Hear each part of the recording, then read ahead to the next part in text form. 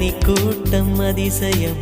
வண்ணத்து பூச்சி உடம்பில் ஓவியங்கள் அதிசயம் துளை செல்லும் காற்று மெல்லிசையாதல் அதிசயம்